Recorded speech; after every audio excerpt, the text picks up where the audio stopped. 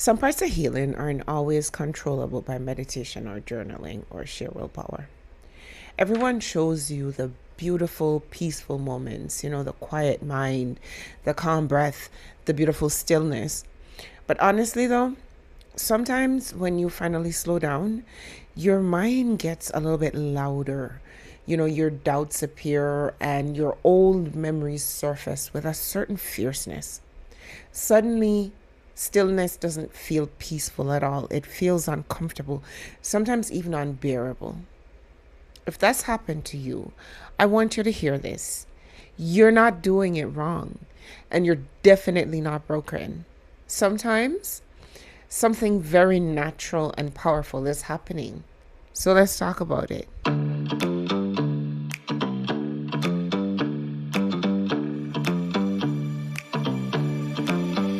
Yeah.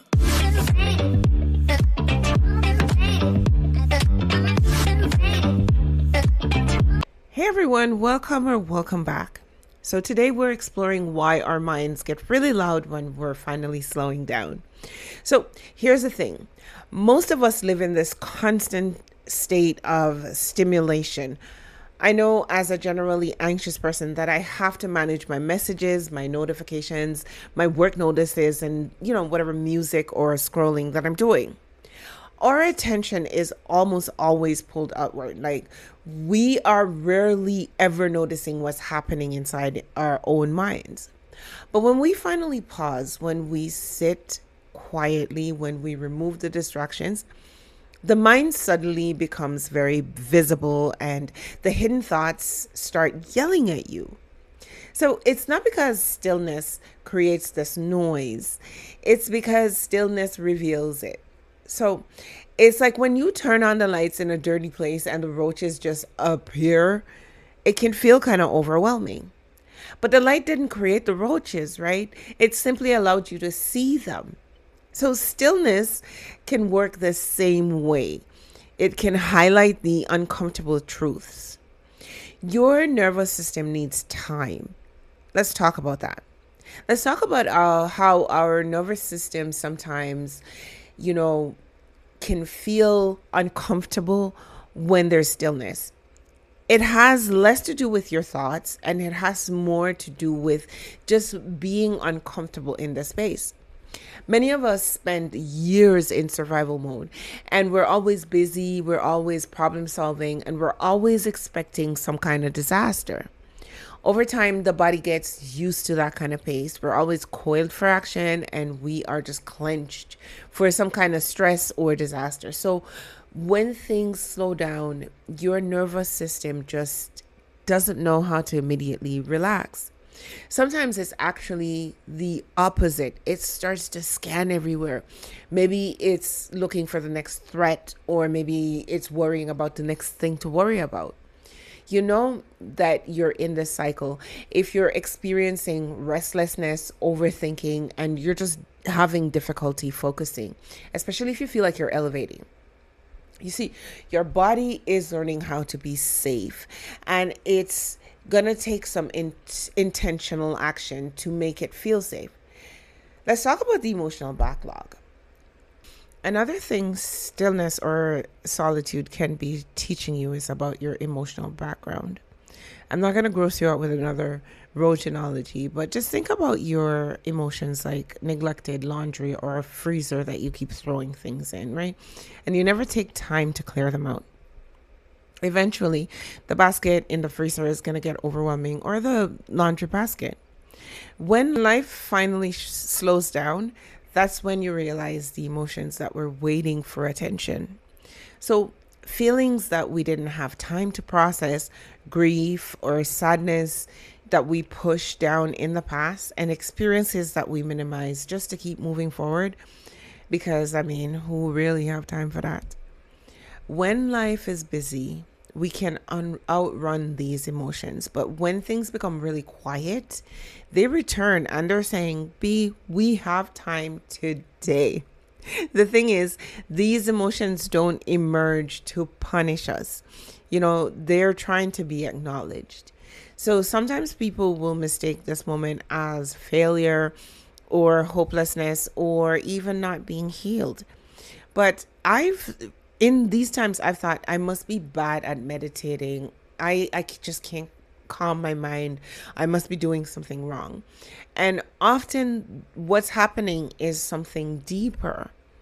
You're finally opening up and you're creating space for awareness. What is stillness actually teaching you? Well, let's talk a bit about why I'm talking about this darker side of enlightenment. You see, growth is not a negative journey, and I believe that honestly. A lot of people are showing the peaceful side of awakening, which is it can be compelling, but it also isolates the people who are experiencing sadness or anger or isolation. Awareness comes with moments when things feel like they're falling apart before they come together. So I talk about these things because I don't want people to stumble through that part alone, wondering if, something's gone wrong or if there's something wrong with them. You see, I see it as a warning for the darker parts of the journey, not to discourage you. I think of these videos as a lantern so that you don't have to walk through the part of, enlightenment that can be dark, just alone and in the dark. So if stillness isn't always peaceful, what is it trying to teach us? Well, first, it's teaching us honesty. We begin to see our patterns more clearly. The thoughts that we were repeating, the stories that we're telling ourselves, the tears and the sadness and the heaviness that we carry. Second, it's also teaching us patience, because calming the mind isn't something that we can force. It's not something that we can speed up. It takes practice, right? We have to be able to take the time that it takes to make stillness teach us something. Sometimes stillness is teaching us self-compassion, because when we see how busy and protective our minds have been, we start to understand something really important. Most of the mental noise, most of the chaos wasn't really trying to sabotage us. It was trying to protect us. See, even if it doesn't always try to protect us gracefully, it really was trying to give us a message. Let's talk about the alternate nostril breathing technique. So instead of fighting the discomfort, let's regulate our nervous system together. We can do it right now in a moment. So this is called the alternate nostril breathing, and it's one of the fastest ways to bring your body back into balance. The first thing you want to do is you want to sit comfortably and you want to relax your shoulders. You want to take your right hand and gently close your right nostril with your thumb.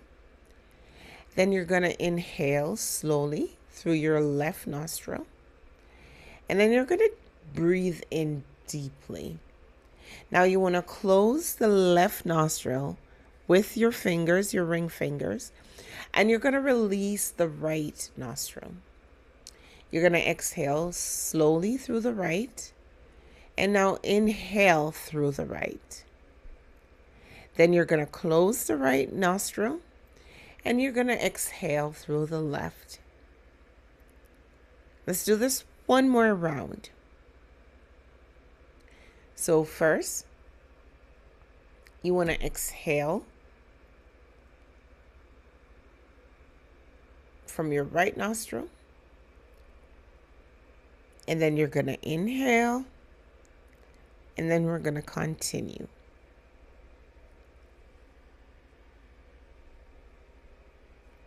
So if you've tried stillness and it feels uncomfortable, you're not alone. Remember this: stillness didn't create the noise in your mind. It's simply turned down the distractions long enough so that you can hear it. In fact, you might be closer to real awareness than you think. Because stillness isn't about escaping your mind, it's about learning how to listen to it. You can listen gently, you can be curious, you can be without judgment and correction, and that takes time and practice. But what surfaces in that moment isn't criticism. It's an unfinished experience. It's a neglected emotion that's asking to be acknowledged. You see, over time, something interesting begins to happen. The noise just quiets down. Maybe it softens, and your breath starts to deepen as you're relaxing. The space in your chest begins to feel a little more expansive, a little bigger, and more peaceful.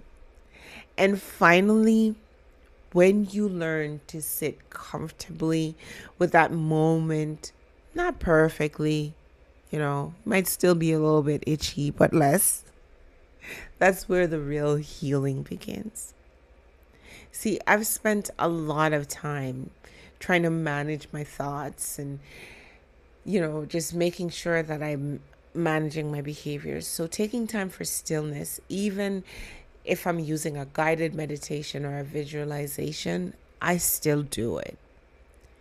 Peace, stillness, and feeling calm inside come at a cost of honest self-reflection, raising your standards, and having time for silence. But the reward is that you get more room to breathe and to grow. So this is the video today. If this resonated with you, subscribe to the channel, Stillness and Bloom. And if you like another simple practice you can use anytime, a breathing practice, whenever you're feeling overwhelmed, then watch this next, how to calm your nervous system in 60 seconds. I'll see you there. So as I always say, guys, be good to yourself. Be good to each other. Be balanced, be blessed, be blissful, and be blooming. And remember your gifts in 2026 and use them. Bye.